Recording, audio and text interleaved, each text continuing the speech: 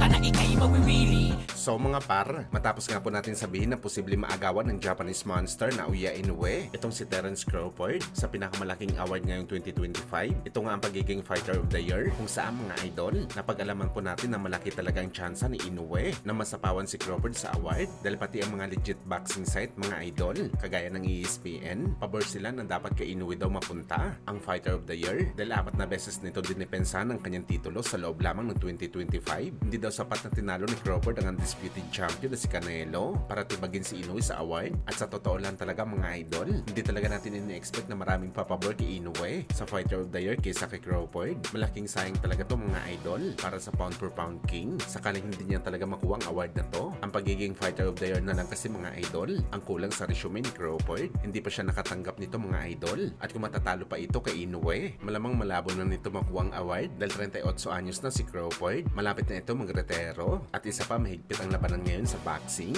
dahil aktibo pa si Usyk at Inoue. Pero gayon pa man mga idol, abangan na lang natin sa January kung sino ba talaga ang kokoronahan bilang Fighter of the Year.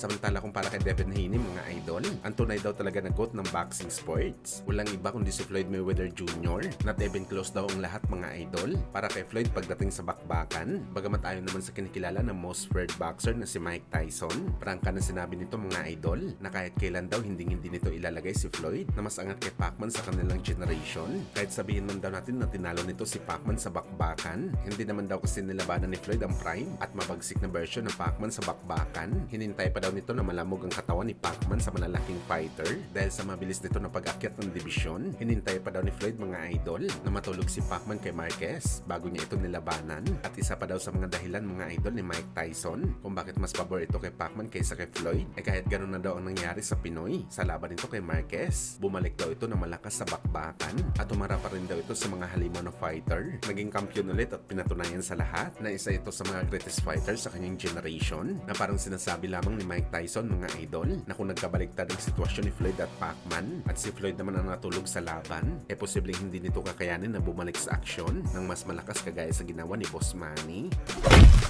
Sa kabilang banda naman mga idol, matapos nga po magpositibo ang WBC Super Lightweight Champion Sobrel Matias sa kanyang A-sample sa BADA testing. Ngayon po mga idol, kinumpirma po ng BADA na positibo ulit si Matias sa kanyang B-sample. Ibig sabihin nito mga idol, tunay talaga na walang contamination na nangyari sa drug test ni Matias. Meron talaga nilagay si Matias sa kanyang katawan na droga. Sa ngayon mga idol, nalalagay na sa alanganin ng title fight ni Matias kay Dalton Smith at posible bawian ito ng titulo kapag naglabas na ng parusa ang Boxing Commission. At kapag nangyari ito mga idol, isa malaking good news ito para sa WBC Interim Champion si Isaac Pitbull Cruz dahil matik maging full champion ito ng WBC sa 140 pounds.